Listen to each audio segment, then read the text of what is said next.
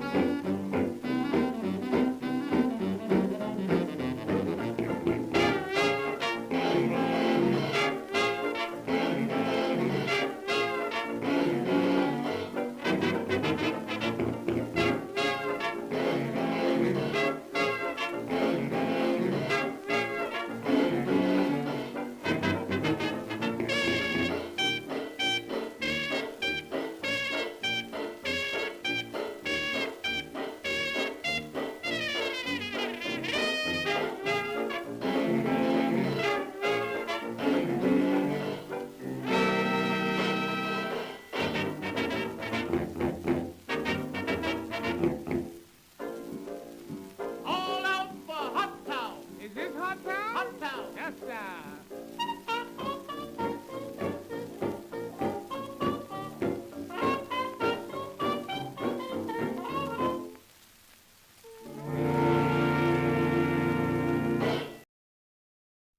Greetings and salutations, everybody. My name is Tethercat, and we're going to play us some Crime and Punishment. If I can ever find out where that screen is. There it is. And it looks like we have a certain muted bailiff within our midst. I see on the screen right there. Would you care to announce who you are and why you are? Can do one of those two things. I will accept one of those two things. Hey, how's it going? Bailiff Ottercade, how are you today? I am all right. How are you, Tethercat? I'm doing not unwell. It's actually great having you on board. We had a couple people who said they might be showing up. We had some people who bailed at the last second, but I'm glad you're here, and I hope you're ready to dish out some two-fisted justice. I am. I'm feeling very judgmental today. That's the best kind of judgmental there is. Let's enable chat, right? Let's start up the background music for the fine peoples at home. I'm gonna do a bit of a chat rat old 1-2. Tethercat said 1-2. And a bit of an old 3-4. Tethercat said 3-4. The audio for the music is really loud in my ears, but I'm louder than it. Chat rat's louder than it, and I believe you are louder than it, so we should be okay. With that said, shall we get into today's first case? Let's go for it. I love it. I love your enthusiasm. I'm on board with that. Actually, the one thing I'm going to do is, prior to hopping in, is I'm just going to... Yeah. For some reason, I had your volume at just a little bit higher than normal, and I just lowered it back to normal. There we go. Okay. we are going to go into our first case. Now, for those of you who have not seen or played along at home with our crime and punishment game, this is a judge simulation game from 1984. We will be presenting the case. We will be presenting individual facts about the case. And as judge, bailiff, jury, and executioner of the amount of time served and where that would be served, but not necessarily executioner per se, we are going to construct a narrative and then have fun. And as the home player, you watching chat right now gets to follow along with all those facts, come to your own conclusions, and try and also estimate what would be a good sentence. Would it be probation? Would it be jail? Would it be prison? And for how long? Now that that primer is out of the way, let's start the game. Court is now in session. Your rating will be affected by how much and what kind of information you choose. There we go. Get my ears back on properly. And yeah, let's take a look.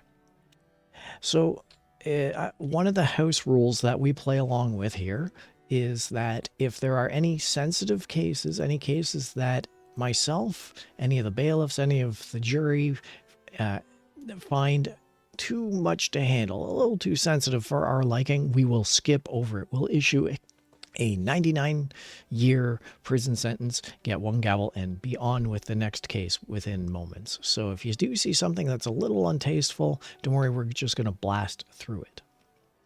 In this case, the defendant is to be sentenced for the crime of violation of parole. Bailiff Ottercate, do you know if this is a federal crime or if it's more of a state crime? I honestly have no idea. Mm-hmm. And that brings up our next point, which is that this game is from 1984 and it was based around U.S. law from the United States. Both Dota bailiff... Joyler said wiggle, wiggle, wiggle. Hello, Dota K, and it's good to see you in the chat there. Wiggle, wiggle, wiggle indeed. Both Bailiff Ottercate and myself are Canadian, and we don't know American laws, let alone from 1984. So, yeah, it should be fun. Let's take a look at the details of this crime of violation of parole. And we're going to look at the demographics. Let's see who it's involving. The offender is a 28-year-old white male. The victims are the state and the people. The offender-victim relationship, society is the victim. As always, and rightfully so. The weapon used in physical injury, there was none. The property damage or loss for violation of parole, there was none. So it's pretty much just violation of parole.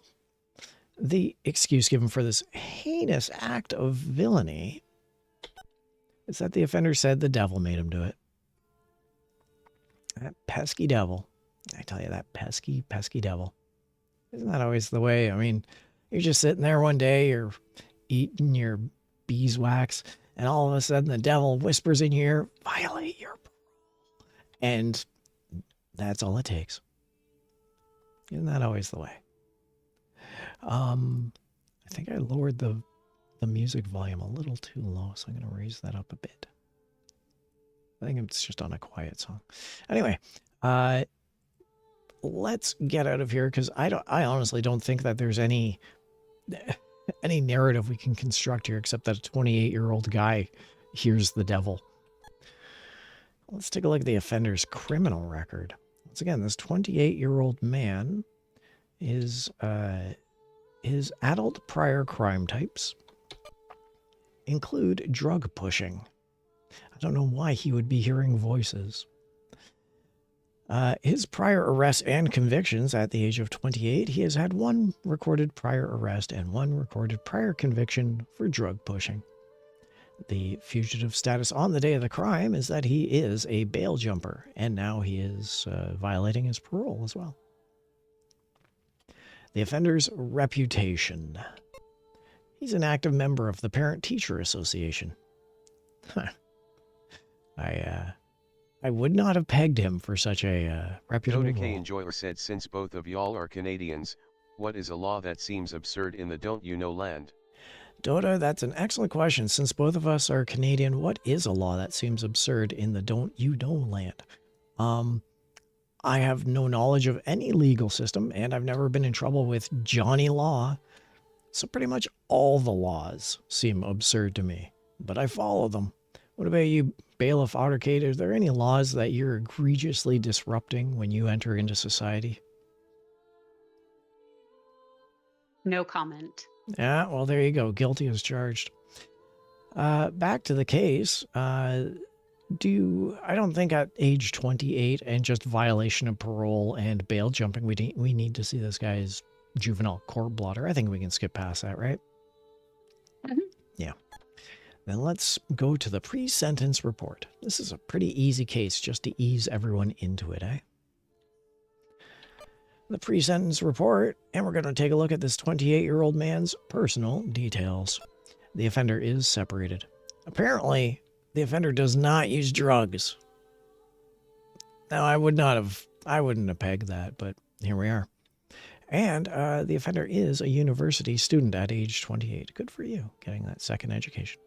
Or first, if you were Dota K reticent. Enjoyer said Doug Ford does. And Dota says Doug Ford does. Doug Ford is also not a university student at age 28. The employment history of this 28-year-old man is that the offender has had 5 jobs in the last 6 months, which, as a university student, he's putting himself through college, I guess. The courtroom prosecution details. The probation officer recommended jail time, which I wonder what the jail officer recommended. And a mayoral candidate calls this, particularly this bail jumping, parole violating person, a test case for the system. Man, the system's just broken, isn't it? Bailiff Ottercate, would you care to see either the mental history or the offender's upbringing of this egregious individual? I don't think I need to see any more information. I think this is pretty clear-cut. I don't think I need to see any more information either. And I do agree it's pretty clear-cut. And yet, with that said, we are going to review the known facts through the clipboard of justice. The clipboard of justice states that in this case of violation of parole, there was no and I should also precede this by saying, for those of you watching and for those of you following along, this is where you also get to review the known facts and come up to your own estimation of whether it should be probation, jail, or prison, and for what length of sentence. In the case of violation of parole, there is no monetary loss. Society is the victim. There was no personal injury. The offender is a 28-year-old male. The victims are the state and the people. The offender said the devil made him do it. The offender is a bail jumper. The offender is an active member of the Parent-Teacher Association. Dota K Enjoyer said death sentence. Dota, I will address that in a moment. The prior crimes for this 28-year-old man include drug pushing, of which he has had 1 prior recorded arrest and 1 prior recorded conviction. However, as it states down at the bottom, the offender does not use drugs. The probation officer recommends jail time. A mayoral candidate calls this a test case for the system. The offender is separated and is a university student. Also, the offender has had 5 jobs in the last 6 months. And with that, we're going to go and reach a decision. Now, Dota in chat brought up an interesting thing and says death sentence, which every single viewer always says. Every single participant to this game always says death sentence. Is it jaywalking? Death sentence. Is it arson? Death sentence.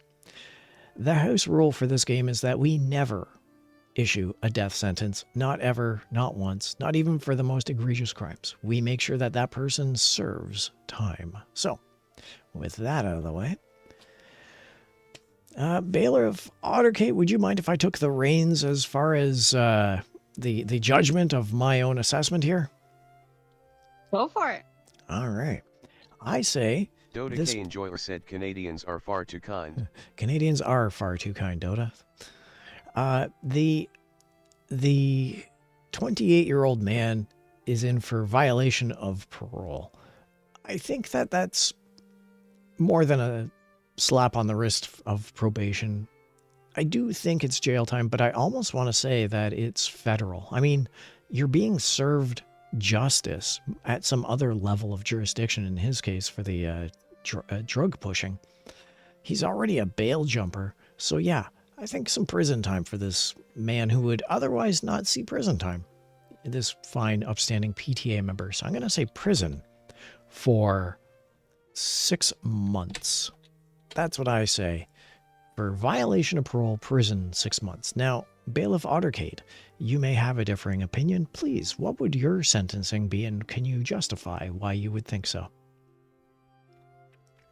As usual, I'm a little more lenient than you are. I was definitely thinking jail, not prison. And I was going to go probably 3 to 4 months. As for justification, not really sure, just a gut feeling. Sounds good. Well, you know what? I don't mind going for jail for 3 or 4 months. Since I chose prison, I'd probably go for 4 months more than the 3. I think it sends a good slap on the wrist for this man, and hopefully he can get his shite together. Is 4 months good for you, Bailiff Ottercade? Absolutely. Now, for all of you in chat who might be playing along, you have your opportunity. You had your opportunity to enter in a sentencing and a length of sentencing.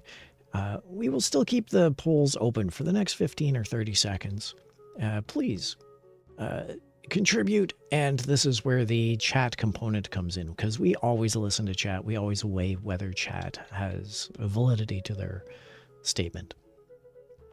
So now we're just buying time. How you been, Bailiff Ottercade? I would be better without all the snow that we currently have. We do have currently a lot of snow.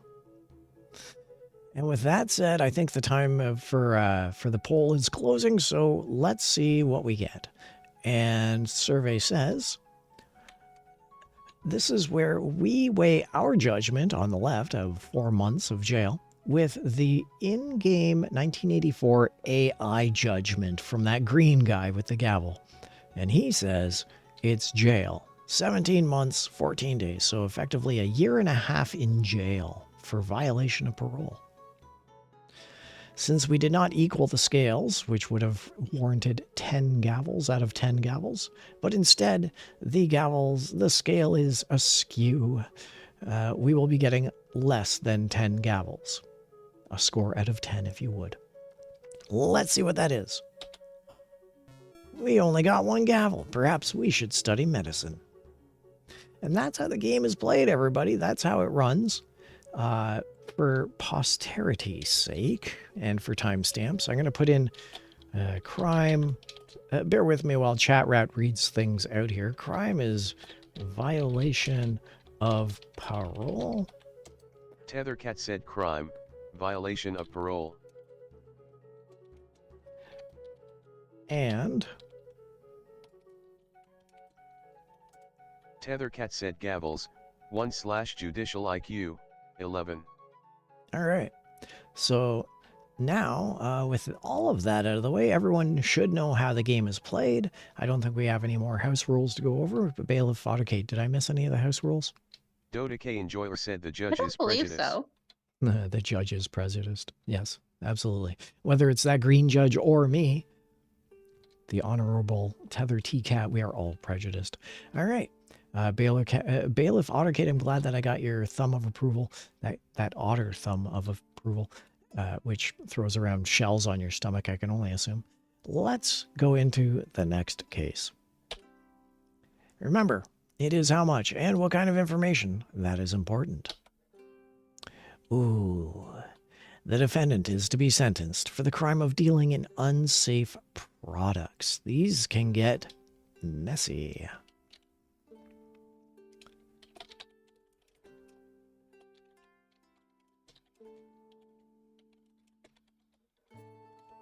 Tethercat said crime, dealing in unsafe products. Okay, everybody, let's strap in. This could be a wild ride. The details of this crime. Dota K Enjoyer said unsafe in what manner? Dota, you are about to find out. It's going to show you exactly how unsafe it is. Well, 95% of the time they say how unsafe it is, but this is where you get to construct the narrative. And please remember, we love hearing what your sentencing and length of sentence would be. Let's look at the demographics. The offender is a 29-year-old Hispanic male. The victims are the state and the people. I guess that's the final house rule, is that we don't really play race or religion into any of the cases unless they are relevant to the case. In this case, in this instance, I said that the offender is a 29-year-old Hispanic male, and this is the only time when I address ethnicity and religion, unless it comes up later and we have to integrate it within part of the case. But otherwise, the offender is a 29-year-old male. The victims are the state and the people. Let's look at the offender-victim relationship. The offender had no knowledge of the victim. How old was he again? He was 29, right? Yeah, 29-year-old guy. He has no knowledge of the victim. The weapon used in physical injury for this case of dealing in unsafe products. A defective alarm system resulted in hotel fire deaths. Well, so the crime itself is dealing in unsafe products. Deaths occurred, but the crime is dealing in unsafe products. So this isn't a homicide case. This isn't a murder case. This is just simply dealing in unsafe products. Let's take a look at the property damage or loss from this defective alarm system, which resulted in hotel fire deaths. The property damage or loss was $88,000. Also, many deaths, at least more than one. And the excuse given by this 29-year-old male. The offender said he thought he could get rich. Well, phew. That there says to me that he admits guilt. Dota K Enjoyer said throw the book at him. Life sentence for each death he caused. Now Dota's starting to clue in on how to play the game. Throw the book at him. Life sentence for each death he caused. We know it's at least 2 deaths. We'll get to it. We'll get there. Let's take a look at the offender's criminal record. And we're going to take a look at adult prior crime types. For this 29-year-old man, he has also committed white-collar crimes. Oh. His prior arrests and convictions. He has had 6 recorded prior arrests and 1 recorded prior conviction, including white-collar crimes. His fugitive status on the day of the crime is that he's an escaped mental patient. Huh. Bailiff Ottercate, I would be curious about your thoughts, but I'm going to hold off on that until you decide whether or not we need to take a look at the offender's reputation. Wait, I did that wrong, didn't I? We usually do offender's reputation and then question the juvenile court blotter. Would you like to see the juvenile court blotter, Bailiff Ottercate? Sure. Yes? Why not? All right, why not? The offender's juvenile offenses include violating an anti-dance ordinance just like Kevin Bacon. Just like Kevin Bacon. I bet he rode that tractor. Let's take a look at the offender's reputation. Apparently he's a racist. Well. And now I'm going to ask you, Bailiff Ottercate, have you constructed a narrative? What are your thoughts on this case so far? My only thought so far is going off of throwing the book at him. I would request that we light the book on fire before we throw it at him. Bailiff Ottercate, everyone. It's always a pleasure to have Bailiff Ottercate on the Crime and Punishment Enjoyer streams. said I agree. Dota agrees. By the way, Bailiff Ottercate, I'm reading out every single chat for your benefit. Can you read chat? Not at the moment. Okay, so I'll continue reading out chat then. But yes, Dota agrees with you about lighting the book on fire. Let's take a look at the pre-sentence report. And we're going to look at the personal details for this 29-year-old man. The offender is unmarried. He sniffs glue, and he is a law school applicant. What? What? He's a law school. Something tells me he's not getting into law school. I think he's not getting into law school. I think that he served white-collar crimes, was arrested 6 times and convicted once, and he was like, I know enough about law now. I should be a law school applicant. And here's round 7 for this guy. Let's take a look at his employment history. Apparently he's a white-collar worker, which makes sense for him committing white-collar crimes. The courtroom prosecution details. Evidence showed that the defendant was easily led by his friends to commit dealing in unsafe products, which resulted in death. Letters to you urge leniency. Letters to you, the player, and the judge urge leniency. With that, I skipped ahead earlier. We're returning back to it now. Bailiff Ottercate, would you care to see the offender's upbringing or mental history? And/or? Both. Both. I would also like to see the offender's upbringing and the mental history. Let's take a look at the offender's upbringing. The offender had an alcoholic father and was born on a yacht. Because of course he was. And his mental history, keeping in mind he is an escaped mental patient. The offender has imaginary friends. Dota K Enjoyer said so. Wealth. So, wealth. I fully agree there, Dota. He's got some wealth behind him. And imaginary friends. I bet right now the offender is in the courtroom and he sees a green judge, a blue cat, and an otter wearing a police uniform. But we are not his friends.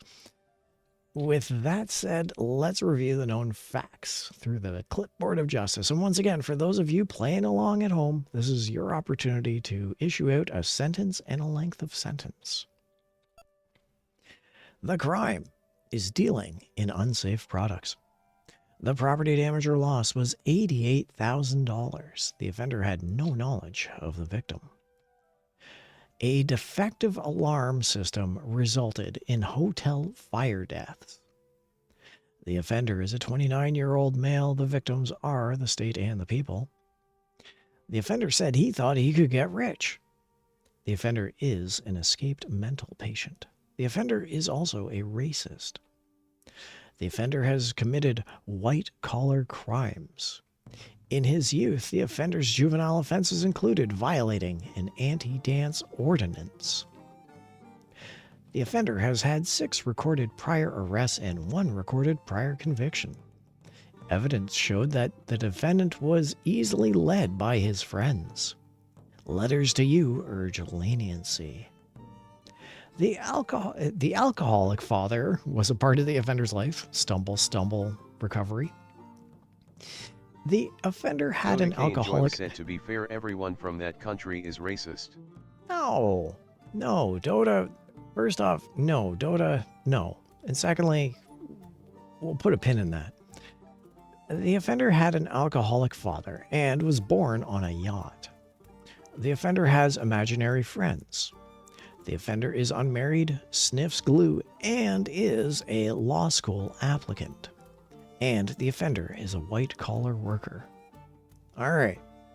Before we reach a decision, let's address what Dota just said, which is a generalization of a country being entirely racist. Now, no, and we don't condone discrimination in this channel of any kind, racism or otherwise. So, I am firmly biased in several factors, but when it comes to these cases, we got to keep an open mind and we have to address for just what's on there.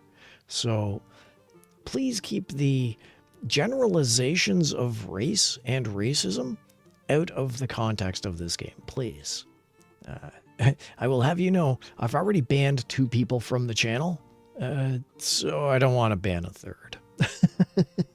With that said, now, let's reach a decision on this. Bailiff Ottercate, I went first last time. Would you care to go and tell us what your thoughts are for dealing in unsafe products as a crime and said, punishment? Did you just threaten me? Dota, we're strangers on the internet. There's no way I threatened you. Now then, Bailiff Ottercate, would you care to issue a prison, jail, or probation sentence and a length of time? First of all, prison. Absolutely. No question about that. Given that there were many deaths associated, now I know you said it's not a murder trial, but it still did result in deaths. I'm going to say 10 to 15 years. I would actually agree with that. And Dota made a great point earlier when we were talking about life sentences for each death. That would be, in this case, 7.5 years of prison for each of the minimum 2 deaths, meaning it wasn't death, it was pluralized. So I'd say 15 years of prison is adequate. I would agree with your sentence there, Bailiff Ottercate. I would agree with your suggestion there, Dota. And 15 years of prison. I think this is a worthy judgment. Let's see what this green judge says. Jail, 18 months.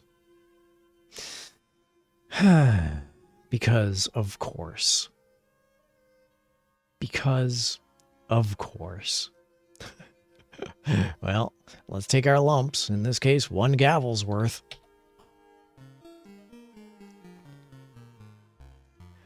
One gavel. Perhaps we should study medicine. Let me write that into the comment here. I think the green judge is angling for a ride on that yacht. Tethercat said gavels, 1, judicial IQ, 11. I fully agree there. Bailiff Ottercate, just you can see that these horribly purple and white United States flags draped behind him do not have that windswept look that you would find aboard a yacht. They are dangling outside the wind where he wishes he was. And now it's time for our next case. I'm actually going to issue a hydration check to everyone. So hydration check, everybody. Tethercat said hydration check. Tethercat said hydration check. Excellent. Now then. Now it's time for our next case. Remember, it is how much and what kind of information that is important. The defendant is to be sentenced for the crime of presidential assassination. Now, I've tried entering this into the past, and I get halted. So let's see if this works. Presidential. Tethercat said crime, presidential assassination. Oh, Chat Rat finally said it. Good for you, Chat Rat. Thanks for playing along.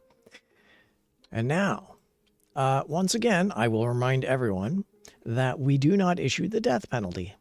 So when it asks us, do we wish to issue the death penalty, we will say no. The details of this crime. Are you ready for this, Bailiff Ottercate? Am I ever? Good. The details of this crime. And we're going to look at the demographics. The offender is a 37-year-old white Catholic male. The victim was a 63-year-old white Catholic woman. A couple of things here. One, house rule. When it comes to any murder trial, whether that's assassination, murder, homicide, or what have you, we look at all facts of all cases. We don't skip over any of the facts. Number 2, the victim was a 63-year-old white Catholic woman. That's progressive for 1984. Good for them. Now then, we've seen other instances of people being president in this game, but yeah, even just so much as a woman is progressive for the United States in 1984. Let's take a look Sadly. at the... Sadly. Absolutely sadly. 100% sadly.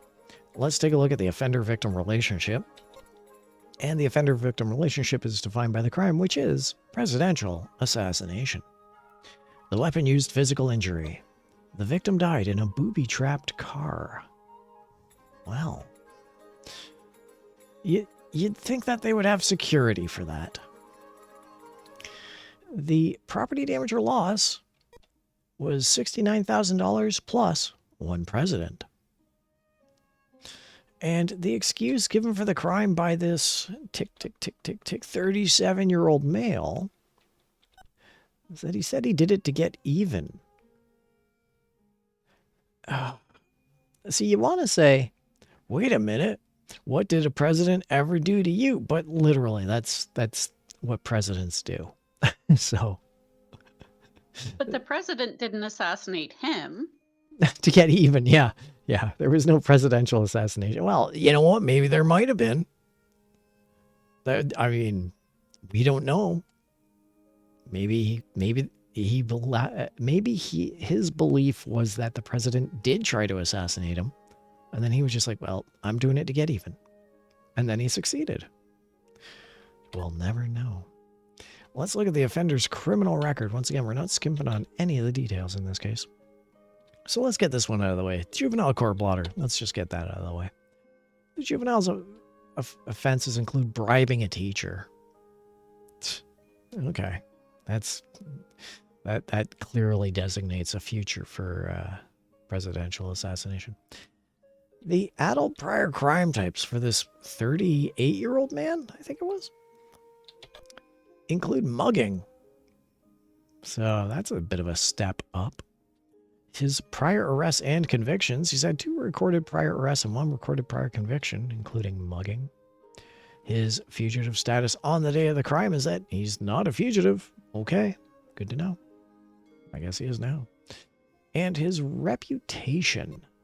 The offender is active in politics, you don't say. That's one way to put it. That is one way to put it. That's one way to put it indeed. Let's take a look at the pre-sentence report. And we're going to look at the personal details. Amir I2W said S. Hey, welcome aboard, Amir. S to yourself as well. We're going to look at the personal details for this presidential assassination case. The offender is recently divorced, drinks coffee excessively, and has a high school equivalence diploma. His employment history is that he teaches karate. That's so odd. The court and prosecution details the defendant was bound and gagged during a presidential assassination trial. That doesn't sound fair, but then again, the ACLU says that a harsh sentence would be an outrage. What did the president ever do to the ACLU? Wow. No.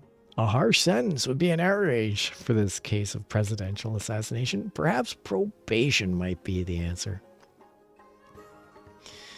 We're going to take a look at the offender's upbringing on this one. The offender had a happy home, but was born in prison. He had a happy home. His home was prison. Welcome to Happy Acres, Happy Prison. Wow. And the mental history for this offender is that he lives constantly in the past where he once spent a happy home and a happy childhood and a happy prison. And he broods around. Well, this was a bit of a roller coaster, wasn't it there, Bailiff Kate? Sure was. Let's open the floor to anyone over in the chat if you have any thoughts on this case of presidential assassination of all things. Please, by all means, share your thoughts, and keeping in mind, we're not issuing a death penalty or a death sentence. If you have any thoughts on where he's going for prison, as far as a length of time, or jail or probation if you want, now's your opportunity. Well, I'm going to start this off. This guy, how old is he? I keep forgetting how old he is. 37. So this guy's 37. It did say he was recently divorced. I can't help but think there's a slight factor in that somewhere. Other than that, though, he was heavily involved in politics. He said that he did it to get even. However you want to take that. It is presidential assassination, so obviously it's going to be prison. Turbo said, Your Honor, he got even. Yes, indeed, Turbo. Your Honor, he did get even. With interest. So I'm going to say decision. Do we use the death penalty? Absolutely not. No. And I'm going to say prison. And I would say 30 years minimum for a normal case. This is not a normal case. This is a little bit above. He's shown no remorse. So I'm going to say 35 years. 30 is my baseline. I'm going up to 35. Now, how about yourself there, Bailiff Otter Kate? My initial thought was 30 to 40. So, good with 30. Excellent, excellent. That being the case, Turbo I'm sure that said maybe he got reincarnated. Turbo Meowser, maybe he got reincarnated. That is a definite probability. Not even a possibility. I'm giving that an 80% probability. It's Sam from Quantum Leap hanging out with Ziggy. I have to assassinate the president to get even, and then I can find my way home. All right, 35 years of prison. Let's do this, shall we? What do you know? 38 years, Bailiff Articate, you were dead on the money. That's perhaps a poor choice of phrasing on my part. But hey, that's why we're here. We got 10 out of 10 gavels. Let her rip.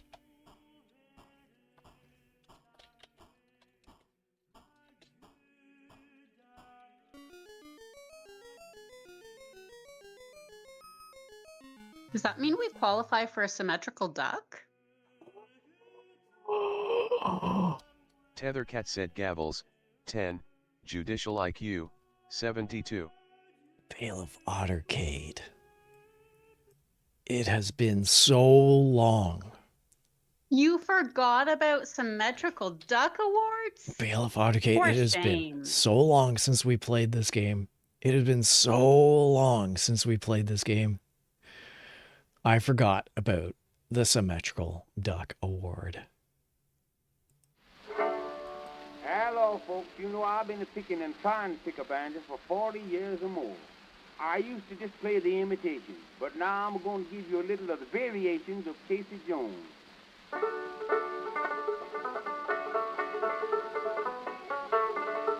Ha ha! The Symmetrical Duck Award.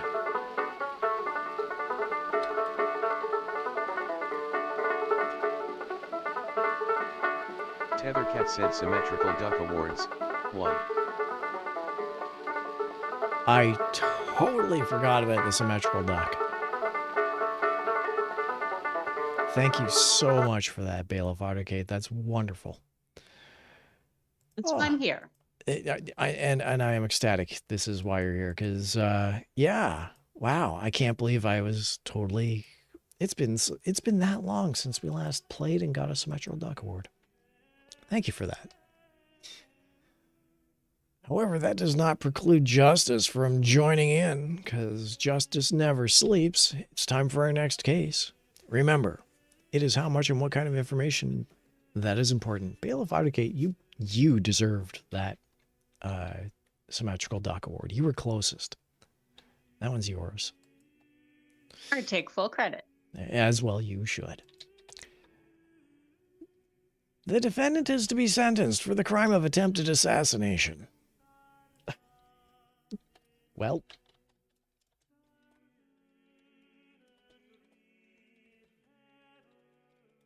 Tethercat said crime, attempted assassination. Sure.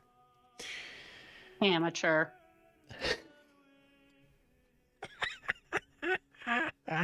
Yes. Amateur. Well, hopefully this individual will serve their sentence and then have a second crack at the old pinata. Let's take a look at the details of this crime. And the demographic, amateur. And the demographics are: the offender is a 32-year-old black Protestant male. The victim was a 54-year-old black Protestant male. Okay. The offender-victim relationship, they were barroom buddies. What was it, 32 and 52, was it? Yeah, 32 and 54. So they were barroom buddies. Good old drinking friends. I can't see how attempted assassination could go sideways in any attempt, shape, or form. Let's take a look at the weapon used in physical injury. The victim was kneed in the groin, hence the need for an attempted assassination. Now, bailiff Tethercat, I'm a guy, and I'm just alerting you to the fact that if anyone knees a guy in the groin hard enough, it would be attempted assassination. I just want to, put that down there as fact. I mean, I don't want you Take your word for it? Yes. I don't want you to scoff lightly like, ha, ha, ha. Why, it was just a knee to the harbles. No, like, that was definitely attempted assassination, I can assure you. So, that was the weapon and physical injury. Let's take a look, and by the way, I crossed my legs as soon as I read that. The property damage or loss was $310 plus 2 testicles. The excuse given for this crime of attempted assassination on the Harbles. Minimi Cursor 96 said hello Tethercat and Kate. Hello Minimi. Just stopping by to say hi, unfortunately. Wish you a great judgmental stream and much love. Minimi, thank you for wishing us a judgmental stream as well. I hope that you're more worthy over the cost of 310 Harbles are doing well as yourself. You take care. You have yourself Turbo a great Meowser evening. Said, well, something was lost. All right. Turbo says, well, something was lost. All right. Have yourself a great night, Minimi. Jury foreman, Minimi. Thanks for dropping in and take care. So we've seen the weapon physical injury. We've seen property damage or loss. Let's find out what the excuse given was for this sincerely critical crime. The offender said he was upset at his mother's death, so he attempted to assassinate his barroom friend by kneeing him in the groin. I can believe this. This is a valid narrative in my mind. The $310 was probably because he spilled the drinks. This is a Looney Tunes case. Bailiff Tethercat, I want to ask what your thoughts are. This case is so bizarre. I'm having trouble formulating thoughts on it, I gotta say. All right, well, we still have a couple more details to go through, so let's continue on. And we're going to look at the offender's criminal record, this 32-year-old man who need a 54-year-old man in the Harbles. The adult prior crime types for this 32-year-old man include Turbo speeding. Meowser said, Your Honor, he did an oopsie daisy. Oh, he did not do an oopsie daisy, Turbo. He didn't just slip his knee and say, oops, boy, that was... No, that's attempted assassination. There's no oopsie daisy on this one. His prior crimes include speeding. His prior arrests and convictions, he's had 12 recorded prior arrests and 6 recorded prior convictions. Huh. All for speeding? Well, some of them at the least. Maybe he was attempting to assassinate other people in the Harbles. By the way, I should take advantage of this moment to really stress, and I'm going to do it over on Twitch, to really stress, because I don't think Translation Chan is quite picking up what I'm putting down here. So here you go, chat rat. Tethercat said Harbles. Thank you. Thank you, chat rat. Thank you. Let's take a look at, I mean, this is questionable. Oh yeah, we need the, yeah, we're not there yet. Let's take a look at the fugitive status on the day of the crime. Apparently the offender was wanted by the military police. I can see this guy running around kneeing all the military police. Like a bad ninja movie where he's trying to kill all the bad guys, except all he's doing is kneeing and attempting assassinations by kneeing them in the harbles. Or a good ninja movie. Or a Turbo good ninja Meowser movie. said he sped into someone's harbles. Turbo says he sped into someone's harbles. That's it. He has all those prior recorded 6 recorded arrests and 12 recorded convictions because he was speeding into other people's harbles. The military police. The offender's reputation better be something ball related. The offender is also known as the Doc. The vasectomist.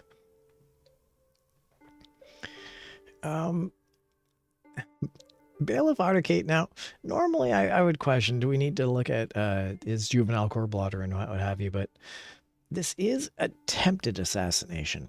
On matters where actual murder has happened, we tend to look at all crimes. This is attempted assassination. Should we go through all crimes, all facts, all data?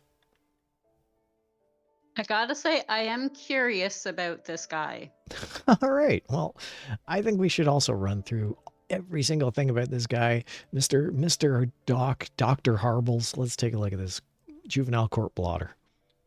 Even though it's not particularly relevant to the case, we get a little insight into why this guy's knee is so attracted to testicles. The offender's juvenile offenses include hassling senior citizens. Oh no. Of course it does. Oh no. Hey, old man. I think you dropped some change on the ground. Oh, did I lose change? Did it fall out of my pocket? No, but this did. Knee. Just hassling all the senior citizens by attempting to assassinate them in their harbles. Pre-sentence report. And we're going to look at his personal details. If there's any testicular humor to be had here, I hope it's in the next 5. The offender is unmarried, is addicted to caffeine, and has a grammar school education. Well, he was on the ball. You can't see it, but I'm rolling my eyes at you. I don't know if you caught that. I can explain it if you want. Employment history. Oh, shit. Turbo Meowser said the future is now old man. Oh, God. The offender is a sex therapist. What, really? Yes, really. The offender is a sex therapist. That's his occupation. He's a sex therapist. I think he's misunderstood what CBT means in terms of therapy. CBT. Does that mean connect ball testicle? Connect bone to testicle. I do CBT all the time. Let me demonstrate. That's what DBT stands for, is demonstrate bone to testicle. Shit. All right, let's take a look at the courtroom prosecution details. The defendant says, "I'm sorry."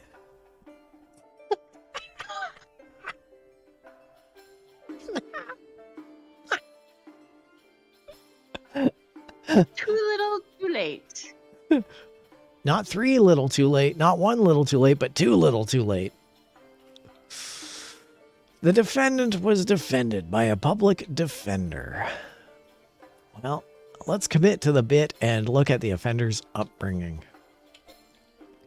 The offender was molested by a parent and is from a Midwest. That's not funny. That sucks. And the mental history for this guy. The offender is a weirdo. Now that, yes. Yes. The offender is a weirdo. Yeah, I think we already figured that out. We figured that out. We didn't need that. All right. It's time now. Let's review all the known facts. And may God help us. Clipboard of Justice. In the crime of attempted assassination on one of the more particularly egregious cases we've ever had, the property damage or loss was $310. The offender and the victim were barroom buddies. The victim was kneed in the groin. The offender is a 32-year-old man. The victim was a 54-year-old man. The offender said he was upset at his mother's death. So what did he do? Anyway. The offender is wanted by the military police. The offender is also known as the Doc. Prior crimes include speeding. The offender's juvenile offenses include hassling senior citizens. The offender has had 12 recorded prior arrests and 6 recorded prior convictions. The defendant says, "I'm sorry." The defendant was defended by a public defender. The offender is a weirdo. The offender is unmarried, addicted to caffeine, and has a grammar school education. The offender is a sex therapist. Bailiff Arcade, I'm throwing this one to you. This is attempted assassination. What do you say? I'm going to say prison 5 years. We have an opening bid of prison for 5 years. Turbo, I see that you're in chat along with anyone else who might be playing along. This is your opportunity. Does anyone have any suggestions for a sentence and a length of sentence? Prison for 5 years. Well, it's definitely... Honestly, this is a barroom spat. This is nothing more than a misdemeanor. This is assault. That's all that is. It's assault. It's jail time. It's prison for like 8 months. For whatever reason, the people who arrested him, the cops, took a look at the body lying on the ground. This 54-year-old man looking on the ground. Took a look at his barroom buddy, this 32-year-old man, looked at both of them and said, "That is attempted assassination." The charge stuck. It's now before us. So it's not simple assault. This is attempted assassination. I can't help but think that 5 years of prison time is accurate, if not a little light. I mean, the cops didn't look at it and say, "That's assault." That worries me. You can't see it, but I am crossing my legs yet again. I have to go higher than 5 years of prison. So I'm going to suggest 12 years of prison for this non-assault attempted assassination on another man's harbles. Bailiff Ottergate, are you amenable to 12 years of prison for attempted assassination on another man's harbles? I am, as long as I can make the reference that I wanted to make earlier, and no one possibly might get it, but Turbo he is known as the "Good Doctor, heavens, and you keep he saying obliterated his harbles, spheres." and I did want to say something that if he has a blog, it might be Dr. Harble's sing-along blog. Oh. Ooh. Well, he's going to be singing in prison, and he's going to be singing falsetto.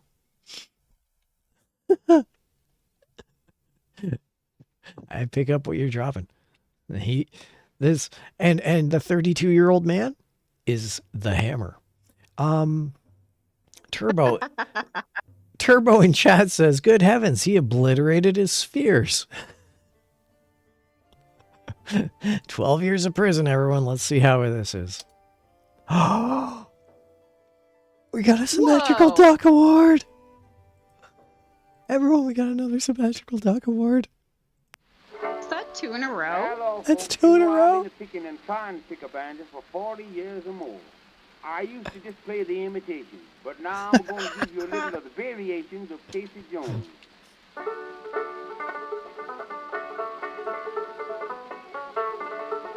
Tethercat said Symmetrical Duck Awards, 2.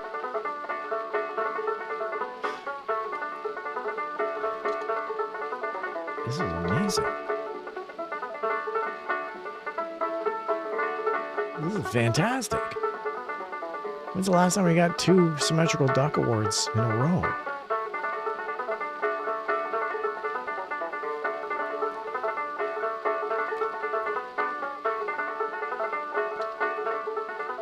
And I should say that the reason why this is called the Symmetrical Duck Award is, if you take a look at your screen, if you take a look at what's going on visually on your screen, those scales, which are never in alignment, are only in alignment at one certain time, and that's when we get 9 or 10 gavels, when we get a score that's amenable. And boy, does this ever look like a duck. Hence the Symmetrical Duck Award. Let's see how he scored.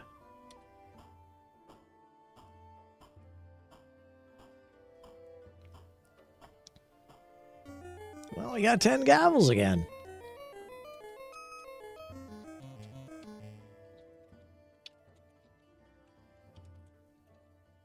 Tethercat said gavels, 10, judicial IQ, 102. There's no judge you can't match. You should be Chief Justice of the Supreme Court. I don't know how much that weighs nowadays, but thanks for that offer. We got it twice and our judicial IQ skyrocketed from 11 to 102. Bailiff Ottercade, I have to thank you personally. I figured that you would have swayed the 12 years of judgment there, plus or minus, and I appreciate that you stuck with it. Mostly I just wanted to make my my cultural reference. As well you did, and I think that you did a great job of it. Thank you for contributing that. that was exceptionally well done. But justice does not stop there. Oh no, it's the top of the hour. My name is Tethercat. I'm a judge. Below me is our frequent contributor to the Crime and Punishment streams, Bailiff Ottercate. This is Crime and Punishment. It's a game that can be played solo, it can be played multiplayer, and it can be played via the viewers in chat. And if you're tuning in and you're watching, we're having some fun here, so please play along. Bailiff Ottercate, do you need anything of a brief break, or are you ready to keep going? Meowser said, I just remembered Kangaroo Court on Mac. It's like this, but you are the one getting a sentence for some absurd crime. Turbo says, I just remembered Kangaroo Court for the Macintosh computer. It's like this, however, we're the ones getting a sentence for some absurd crime. Interesting. There's a Kangaroo Court game for Macintosh. Bailiff Ottercate, if I somehow acquire this game called Kangaroo Court, where we are the ones being sentenced, would you play that with me? Ooh, I totally would. I have to admit, my curiosity is piqued. Thank you for the suggestion there, Turbo. We will definitely be looking into that for a future stream. If we can do it, we're doing it. Thanks. That's wonderful. Bailiff Ottercate. Now, you have to say... Yes. Justice might not stop, but others do have to occasionally stop to go do other things. So I'm going to retire on my laurels of 2 symmetrical ducks. Indeed. And Turbo Meowser said the court is not fair. Well, not all courts are. Do you hear that, Turbo? Not all courts are fair. Bailiff Ottercate, it's been wonderful having you on board. Thanks for jumping into the stream for as long as you did. You can totally retire on your 2 Symmetrical Duck Awards with pride. Go and have yourself a great Saturday chore session, and we'll see you in a future stream. All right. Have fun, everybody. Take care, Bailiff Ottercate. Bye-bye now. And that there is Bailiff Ottercate. It's been a Pleasure having her on board, of course. And we've opened up the invite to other people in the Discord, and we'll see if any of those other people want to join in. And you might be seeing some faces here, there, and everywhere. Said quack squared. Quack squared. We might get a quack squared. I've had upwards of 6 symmetrical duck awards in one session, which was just ludicrous. We're nowhere near that level, though. But I gotta admit, 2 of them in a row is a pretty strong opening for a start of a stream. So, I am going to take a Buckley's check. I highly advise, if anyone else has a sore throat for the winter season, to also make do of your Buckley's as well.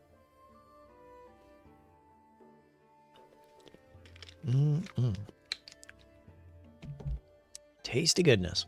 And now it's time for our next case. Remember, it is how much and what kind of information that is important. And the defendant is to be sentenced for the crime of shoplifting. Tethercat said crime, shoplifting. So let's take a look at the details of this crime. And we're going to look at the demographics.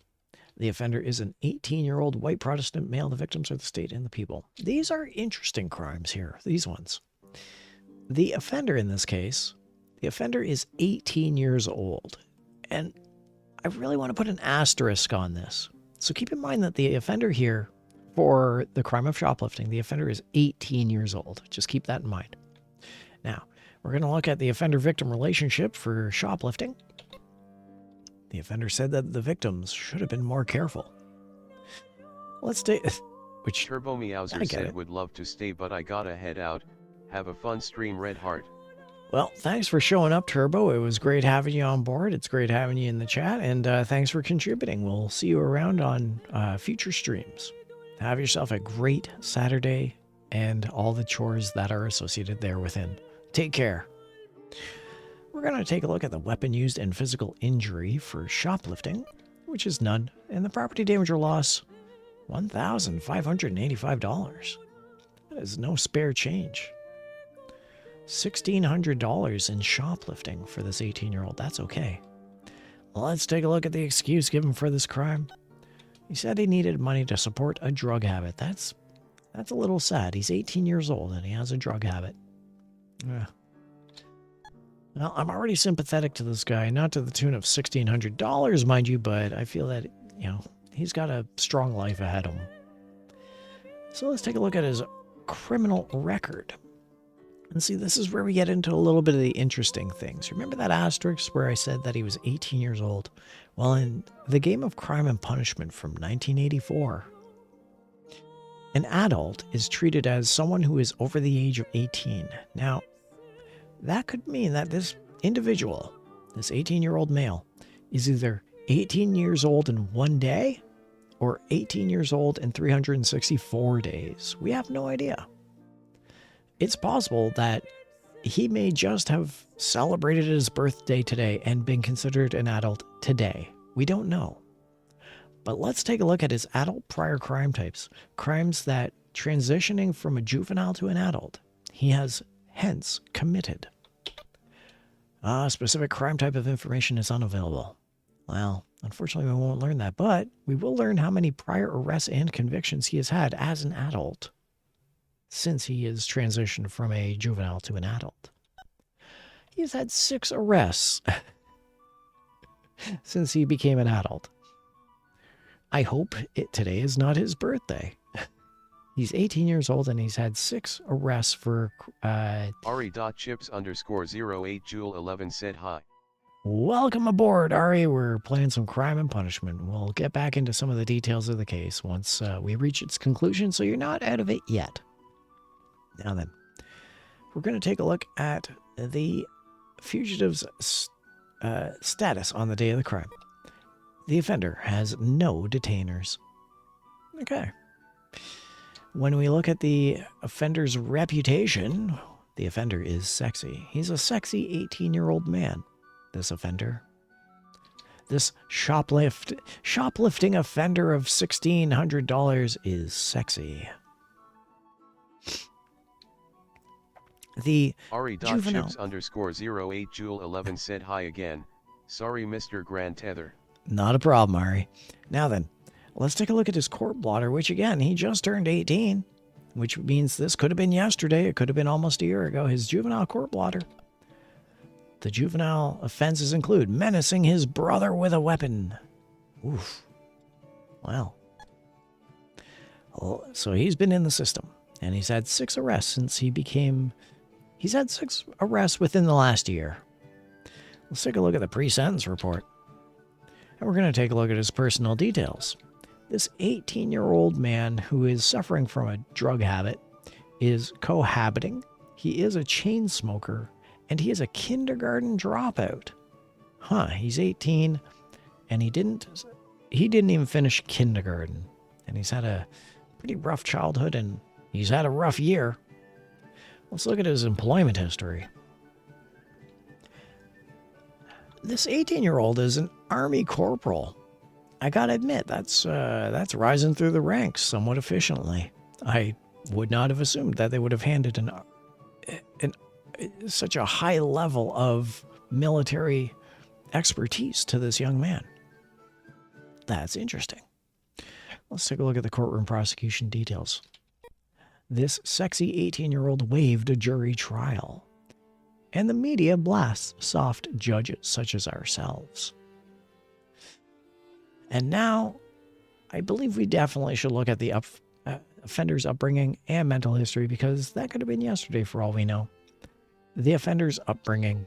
The offender's father died early, and the offender was raised in suburbia.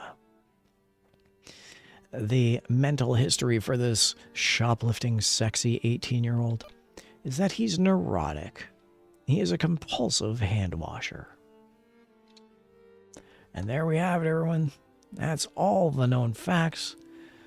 For those of you who are tuning in, for those of you who are playing along, we're going to review all the known facts once again through the clipboard of justice. And the clipboard of justice for the crime of shoplifting states as such. Property damage or loss was $1,585. The offender said that the victims should have been more careful. There was no personal injury. The offender is an 18-year-old male. The victims are the state and the people. The offender said he needed money to support a drug habit. The offender has no detainers. The offender is sexy. Although specific crime type of information is unavailable for his crimes as an adult, he has had 6 recorded prior arrests and no recorded prior convictions in the last year. The offender's juvenile offenses include menacing his brother with a weapon. The defendant waived a jury trial. The media blasts soft judges. The offender's father died early, and the offender was raised in suburbia. The offender is neurotic. He is a compulsive hand washer. The offender is cohabiting. He's a chain smoker. He's a kindergarten dropout, and the offender is an Army corporal. So this sexy 18-year-old Army corporal was caught shoplifting to support his drug habit. Seems like a pretty straightforward, cut and dry case, you ask me. I'm being facetious.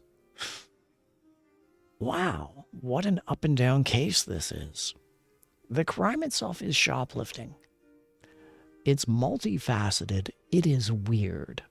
But it is still, at its heart, shoplifting.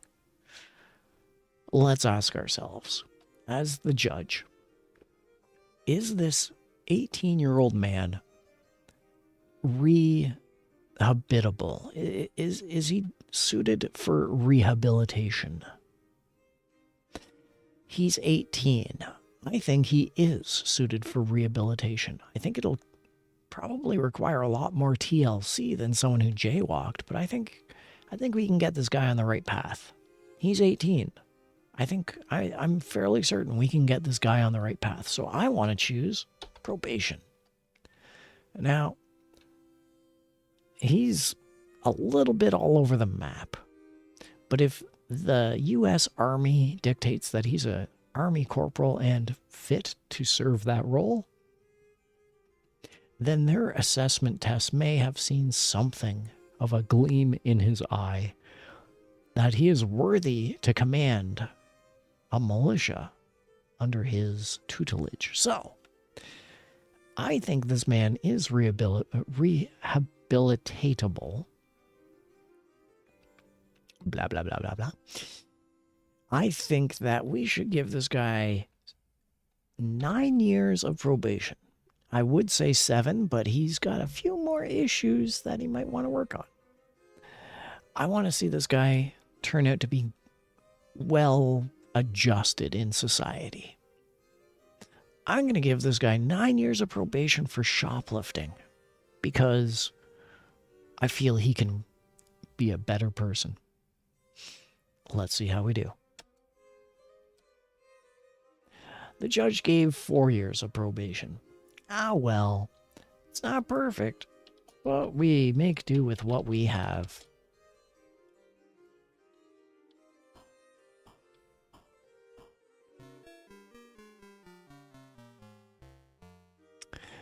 And the gavels were 4. We might be ready to handle traffic court. Try some more cases to improve your score.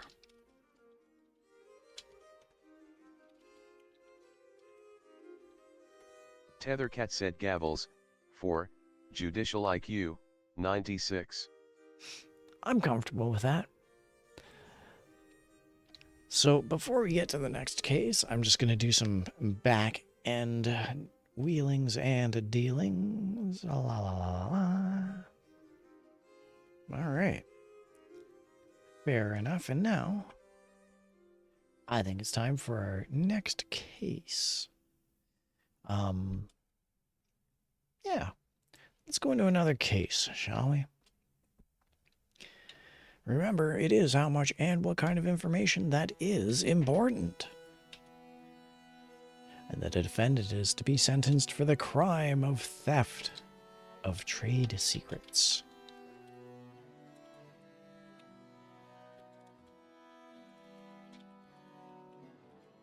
Tethercat said crime, theft of trade secrets.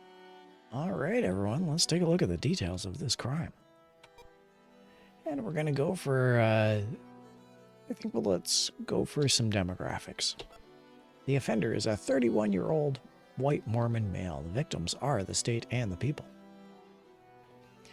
The offender-victim relationship. Any victims were a mere statistic in the offender's eyes. The crime is theft of trade secrets. The weapon used, physical injury was none. However, property damage or loss was $600,000. Theft of trade secrets. And the excuse given for this crime is that the offender said he was trying to please his boss. Huh. Well, be interesting to see what his occupation is, won't it? Let's take a look at the offender's criminal record. First off, how old was this guy again? He was 31? Okay, he's 31. Let's take a look at the 31-year-old's criminal record. And we're looking at adult prior crime types. Specific crime type of information is unavailable. Let's look at prior arrests and convictions. He's had only 1 arrest in his 31 years of life. The fugitive status on the day of the crime is that he left an alcohol detoxification program on that day. His offender's reputation. He is known as Lucky. Well, Lucky. Today's your lucky day. I don't think we need to look at juvenile court blotter. So let's take a look at the pre-sentence report and specifically his personal details. As a 31-year-old male, the offender is single, smokes marijuana, and is a recipient of Reform School honors. His employment history, remember, he did theft of trade secrets for $600,000 to please his boss. He's a white-collar worker. His boss is a white-collar employer. The courtroom prosecution details. Well, the defendant pleaded guilty. That's a good thing. I don't like it when they plead insanity or they try and wiggle their way out of it. This guy straight up owned it. I admire that. The defendant was defended by a private attorney. The offender's upbringing, I feel, is irrelevant. The offender's mental history, I feel, is irrelevant. So, let's review the known facts. In the crime of theft of trade secrets, the property damage or loss was $600,000. Any victims were a mere statistic in the offender's eyes. There was no personal injury. The offender is a 31-year-old man. The victims are the state and the people. The offender said he was trying to please his boss. The offender left an alcohol detoxification program. The offender is known as Lucky. Specific crime type of information is unavailable. The offender has had one recorded prior arrest. The offendant pleaded guilty to this. This may very well be that one recorded prior arrest. The defendant was defended by a private attorney. The offender is single, smokes marijuana, is a recipient of Reform School honors, and is a white-collar worker. And there we have it, everyone. For those of you watching and for those of you playing along, this is all of our opportunities to issue a sentence and a length of a sentence. Whew, well, I have to admit, I don't feel that theft of trade secrets for $600,000 is probation worthy, so I'm striking that off the list. As far as jail goes, it's possible, but I think this is prison worthy. I think this guy, it's trade secrets, and trade is commerce, and commerce is social life's blood. So for him to steal $600,000 in trade secrets without remorse. He didn't care if anyone suffered. However, he did own up to it, but still, he didn't care if anyone suffered, and he did it to please his boss. Very selfish motives, regardless of the fact he owned up to it. So I'd say prison time here should be 3 years. I think 3 years of prison time. $600,000. Yeah, I'd be willing to go for 4 years, but I feel comfortable with 3 years of prison time. Maybe it's a lot more. I can't see it being any more than 3 or 4, but maybe this judge says it's going to be a lot more. So let's do 3 years of prison time and see how I score. Probation, 8 years. He stole $600,000 in trade secrets, and he gets probation. He gets a slap on the wrist, and he gets to report in every couple of months where someone asks him, well, have you committed any more trade secret theft? And he says no, and they say, okay, see you next month, Mr. Johnson. That doesn't seem right. I do not think justice is served.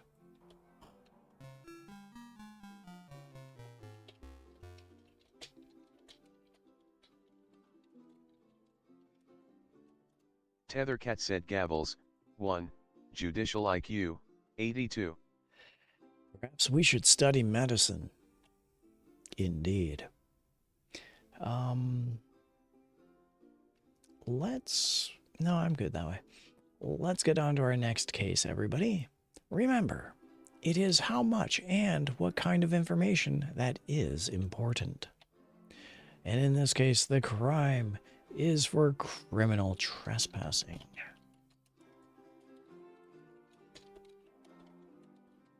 Tethercat said crime, criminal trespass. Now remember, this isn't trespassing.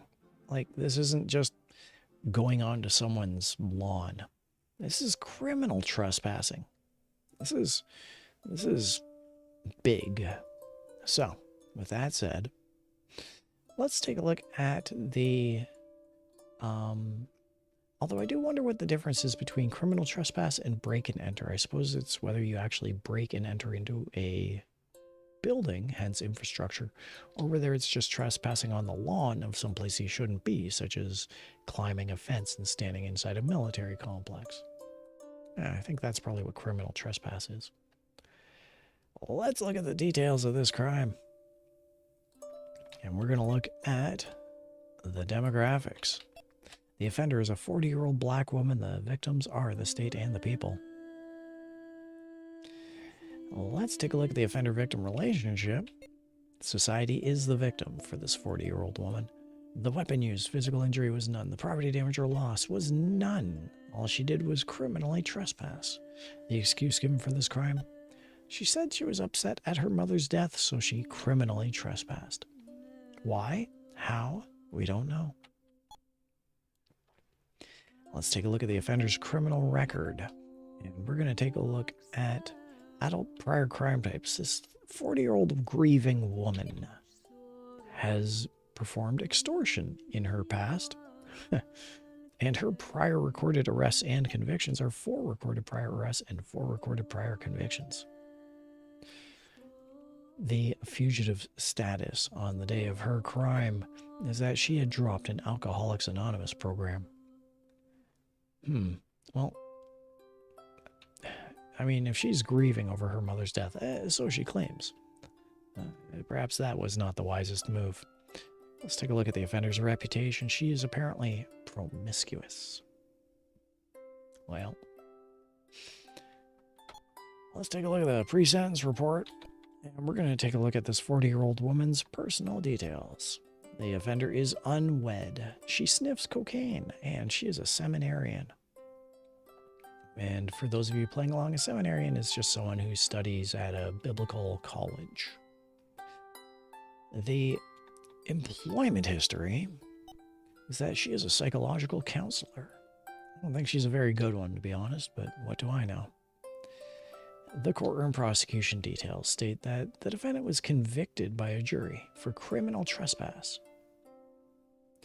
A TV reporter predicts that you, the player, will imprison the defendant. What do TV reporters know? And now let's look at mental history or offender's upbringing. I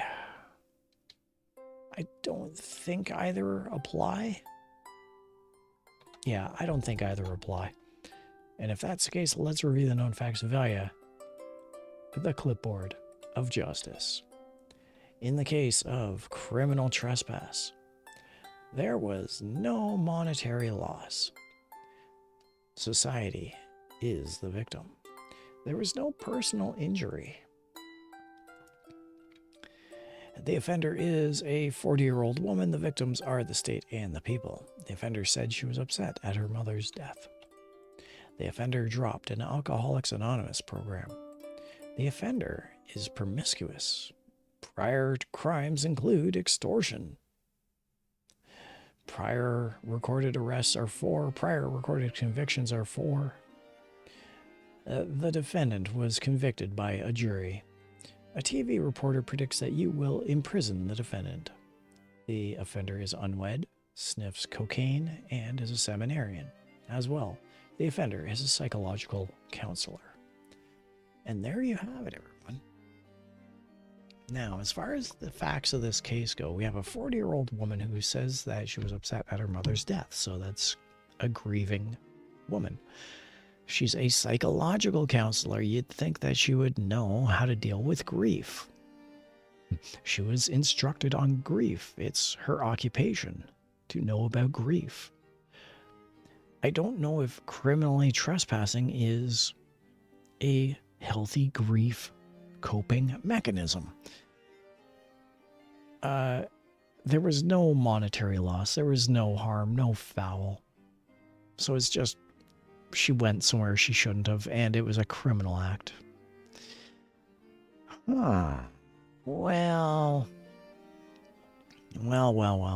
I think that this is a tough one, isn't it? I think that I want to say probation, and I get the feeling she's not going to be doing it again. But with that said, is that really justice served? I don't want to see her in prison, not for something which had no direct impact, unless it actually was at like a maximum security federal prison. She hopped the fence and then just stood there in front of the guards, which again, I can't see, but we don't have the known facts. So I'm thinking jail. But would jail really serve justice? Can she be rehabilitated? I say yes. Would jail serve justice? I say no. So let's go probation. And we're going to do... Let's do 5 years of probation. That should be enough time to get over the grieving process and perhaps turn her life around so that she is not addicted to sniffing cocaine. 5 years of probation. Let's see how we do. Jail for 10 months and 16 days. I mean, I was leaning towards jail, and that is under 1 year sentence of jail. So I agree with this. I agree with this sentencing. So I just went a little lighter, but I totally agree. And as such, what are our lumps going to be?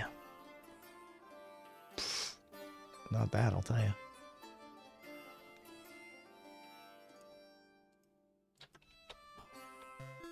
One gavel.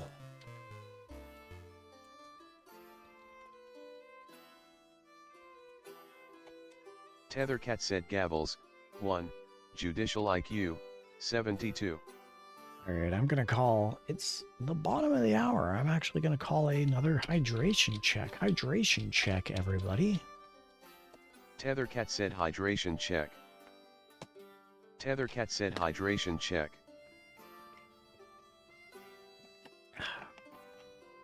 Okay. Now then. Huh.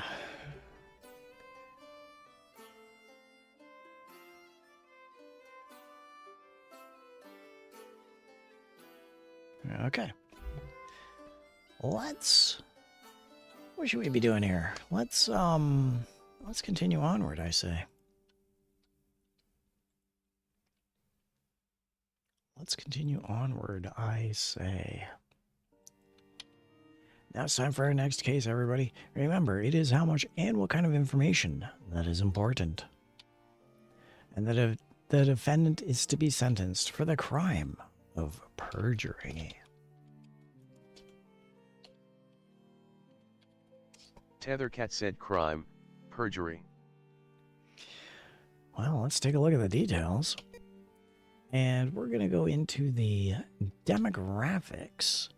The crime is perjury and the offender is a 29-year-old black male. The victims are the state and the people.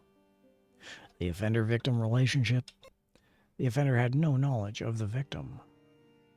This is 29-year-old male. Is it male?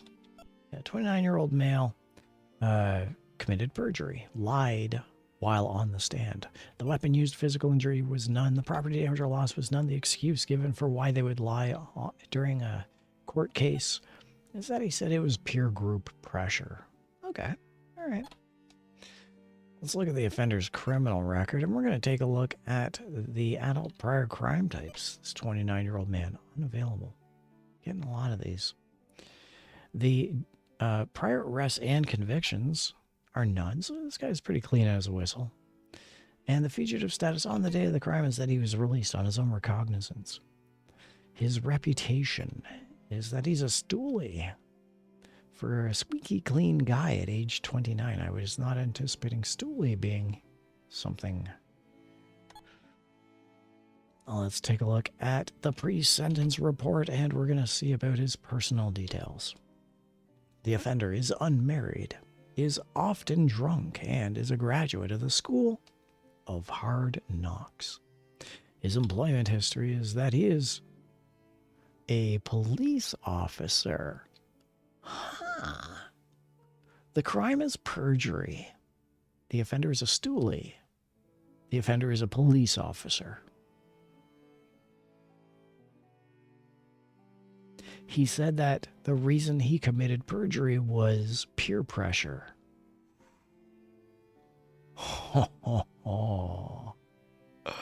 What can of worms did we open up?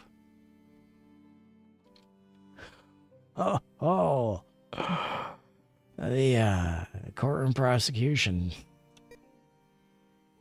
The defendant gave the police information on other serious crimes. He's literally the police. What other serious crimes did he give them information on? He's literally the police. A radio commentator calls you soft. I don't think we need to look at the offender's upbringing. I don't think we need to look at his mental history.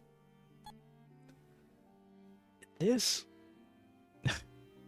I don't even think we need to look at the known facts. Let's do some judgment here. 29-year-old police officer committed perjury, lying while on the stand, claiming it was peer pressure. Meaning, it was peer pressure either from fellow police officers and or family, friends, and acquaintances. And... yeah. How... First of all, he's a police officer. He should be held to a higher account of the law. He should be held to an accountability standard above the rest of us, above common citizenry. So, I think it should not be probation for this act of perjury. I don't think it should be jail for this act of perjury. I think it should be prison. He's a police officer. He lied while on the stand. He's a stoolie. He's had no recorded prior arrests, ever. But he's a stoolie, and he gave up information on other police crimes because of course he did. And he lied while on the stand. Was he protecting someone? Was he in a case? And because he's a stoolie and because he gave up information, was he lying to assist a separate case? That's the only reason I can think of him lying on the stand, why it might have been justified. And even then, that is flimsy. If he was assisting a different case, I'm pretty sure he could have just called for a private session. I'm sure that his police people would have brought him aside and spoken to him along with any judge. Which means he did this on his own. He was trying to protect someone on his own. Sounds like an 80s movie where Arnold Schwarzenegger goes in and blows up a factory because he's that dirty cop. And then he gets hauled in for charges and he's like, I didn't do anything, because he's trying to save a woman and her child. And actually, you did do something. Perjury. Prison 2 years for this cop. The narrative is that he was attempting to serve self-serving matters. That's the narrative. We could give him 4. We could give him 10. We could give him 1. We're giving him 2 years of prison for perjury. This 29-year-old cop. Jail 4 months.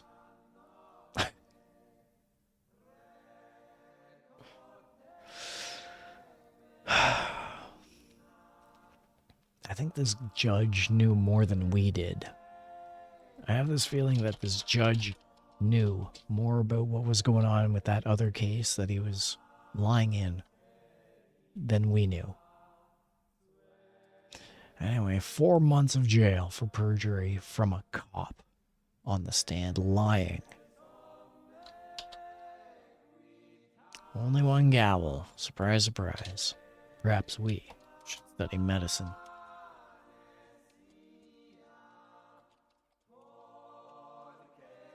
Tethercat said crime, 1, judicial IQ, 11.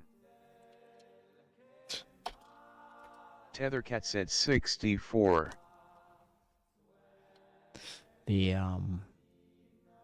I just assumed it was judicial IQ 11. I just assumed it. We're not doing too good. It's a slow and steady decline after Bailiff Otterkate took off with her 2 awards. She's like, I got my awards. Yoink. She yeeted. And perhaps for the best. All right. I don't know how my throat is holding up. I think I might just play until the top of the hour, just maybe 1 or 2 more cases. Greed_1914 said Serious Sloth. Serious Sloth to you too, Greed. My throat is starting to go a little. Now, if anyone hops in on voice chat, if I get any more bailiffs in person participating, I think I'll stick around a bit longer. But if it's just me reading everything out aloud with no breaks, I think I might call it within the next 2 cases. But we'll play this case, that's for certain. Because now it is time for our next case. And remember, it is how much and what kind of information that is important. Nope, we're not doing that. Prison 99 years. Get that out of the way. Great. Okay, next case. The crime is aiding and abetting a felon.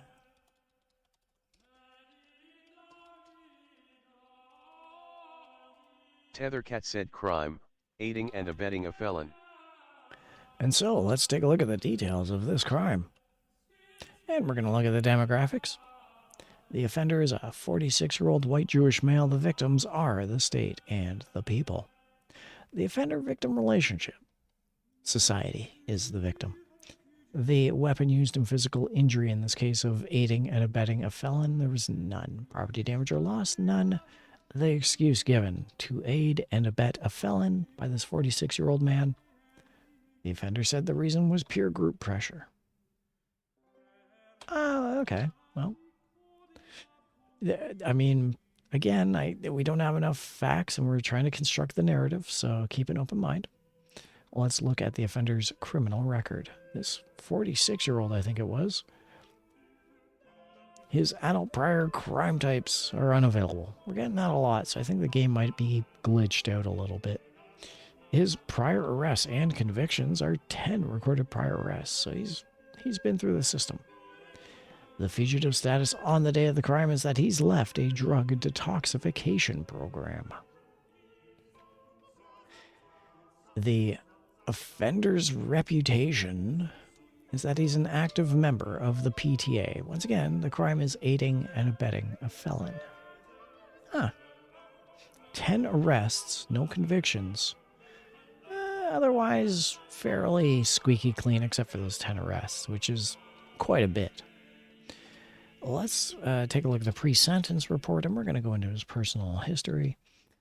The offender is widowed. My condolences. He doesn't drink, and he is a community college student. His employment history is that he's a white-collar worker. The courtroom prosecution details the jury recommends leniency. We'll consider that. Newspapers call for action. The crime is aiding and abetting a felon. Do we need to look at his upbringing or his mental history? I don't think so. I don't think either of those would play into why he aided and abetted a felon. So let's review the known facts, shall we? Now, via the clipboard of justice, the crime is aiding and abetting a felon. There was no monetary loss, there was no personal injury, and society is the victim. The offender is a 46-year-old man. The victims are the state and the people. The offender said the reason was pure group pressure. The offender left a drug detoxification program. The offender is an active member of the PTA. Although specific crime type of information for his adult crimes are unavailable, he has had 10 recorded prior arrests, but no recorded prior convictions. The jury recommends leniency. Newspapers call for action. The offender is widowed. He does not drink, and he is a community college student. As well, the offender is a white-collar worker. And there you have it, everyone. So, he aided and abetted a felon.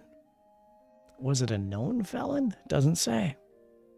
It did say that he did it because of peer group pressure. So maybe they told him it was a felon. Maybe they told him it was just some friend of theirs. Anyway, here, help out that person. And this 46-year-old man did. And he's like, ah, crap, I got arrested for aiding and abetting a felon. That's number 11 on my list, isn't it? But really nothing happened. So I feel in this case, I don't know, either lengthy probation or short jail. I can't see 2 months of jail doing anything. He's a white collar worker. He's an active member of the PTA. I think probation will suit this guy for 5 years. I think 5 years of probation. Honestly, I think 2 years of probation is enough, but 5 years it's a good blanket cover. And he doesn't have to announce that he's on probation to anyone, you know. He can just kind of do it on the sly. Jail, 8 months, 8 days. Yeah. Well. It's just a string of one gavels for good old Tethercat, isn't it?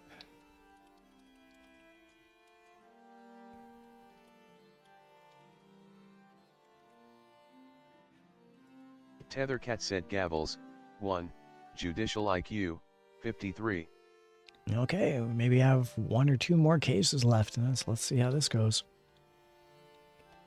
Now it's time for our next case, everybody. Remember, it is how much and what kind of information. That is important. And in this case of 1984 law and justice for the American legal system, the defendant is to be sentenced for the crime of cocaine use. Tethercat said crime, cocaine use. Let's take a look at the details of this crime and the demographics state. The offender is a 30-year-old Native American male. The victims are the state and the people, not society and the people, it's state and the people. The offender-victim relationship, however, society is the victim. So he's 30 years old. He did cocaine. The weapon used physical injury was none except a personal self for doing cocaine. The property damage or loss was none. And the excuse given for this crime, he said he was upset at his child's death. Now, you can take medication to alleviate grief. I don't think cocaine is one of those. Let's take a look at the offender's criminal record. He's 30 years old. Was he 30? Was he 30? Yeah, he's 30. His adult prior crime types includes conspiracies. Okay. I guess when you're doing the magic nose goblins is what you get. His prior arrests and convictions, which included conspiracies, are 10 recorded arrests and 9 recorded prior convictions. This guy has been in the system. So much so that they've named one of the prisons after him. The John Smith Memorial Prison for this guy. He's been around. Age 30. His fugitive status on the day of the crime is that he is AWOL. Absent without leave.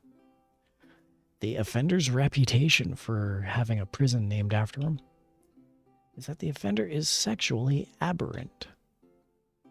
Well, I suppose that happened. I don't think we need to look at his juvenile court blotter, so we're going to go over to pre-sentence report, and we're going to take a look at the personnel details for this 30-year-old man. The offender is married by common law. The offender is frequently intoxicated and is a computer school graduate. He graduated computer school. Okay. His employment history is that he was fired for laziness. Oh.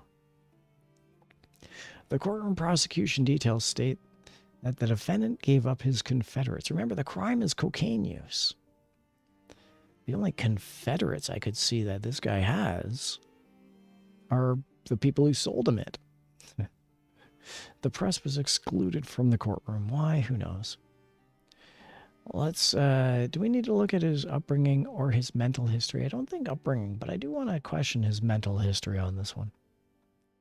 The crime is cocaine use. The offender is a transvestite. 1984, everybody. 1984. Let's review the known facts. We're going to the clipboard of justice on this one. And in the crime of cocaine use, there was no monetary loss, society is the victim, and there was no personal injury except to self through cocaine use. The offender is a 30-year-old man. The victims are the state and the people. The offender said that he was upset at his child's death. The offender is AWOL. The offender is sexually aberrant. Prior crimes for this individual include conspiracies. The offender has had 10 recorded prior arrests and 9 recorded prior convictions. The defendant gave up his confederates, meaning those who may have been involved in his cocaine use. The press was excluded from the courtroom, and the offender is a transvestite. The offender is married by common law, is frequently intoxicated, and is a computer school graduate. The offender was fired for laziness. Whew, that's a lot to unpack, and especially with 2026 sensibilities. Let's apply 2026 sensibilities to this case. The defendant most likely was not sexually aberrant nor a transvestite, but was a person who found themselves born into a body which they did not ask to be born into. That does things to a person's upbringing, which we didn't address their upbringing at all. It's not relevant. But it does things to a person's upbringing where it skews their view on society and, more importantly, society's view upon them.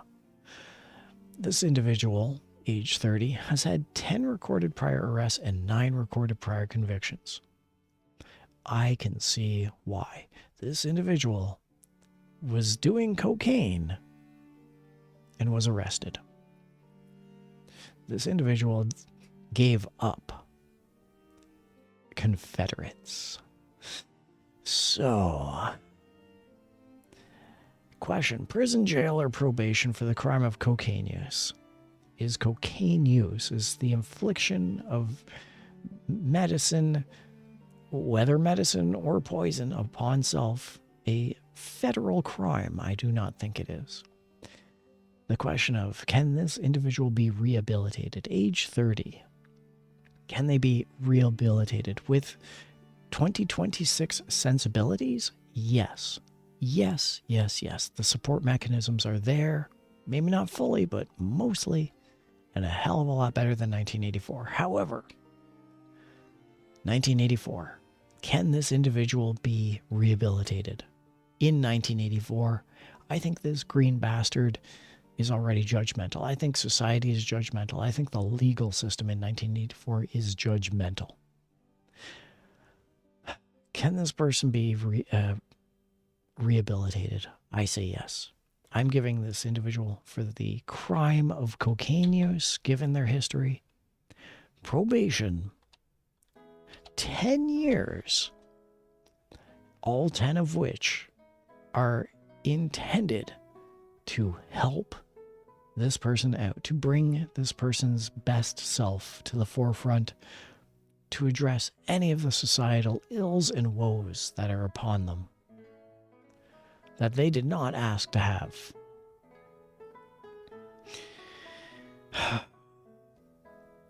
"10 years of 2026 probation is what I am sentencing."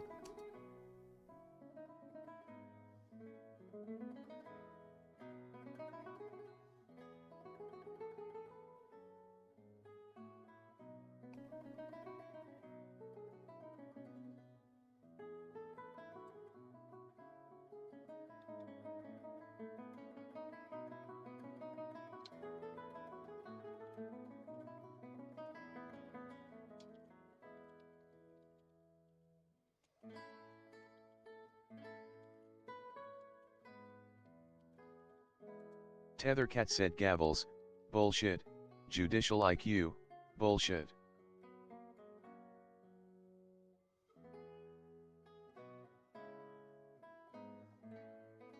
It's the top of the hour, everybody.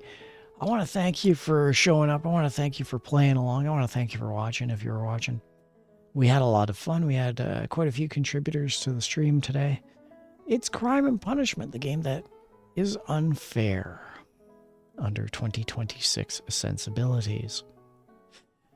If you're facing off against your current legal system for any number of reasons, please be kinder than those people that had a 1984 outlook.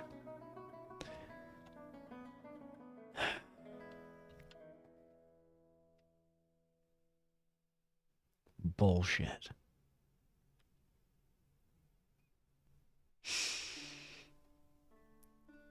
Thanks for watching, everyone.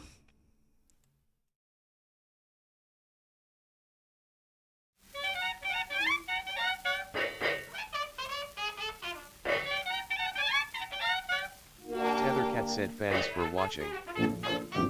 Tethercat said thanks for watching.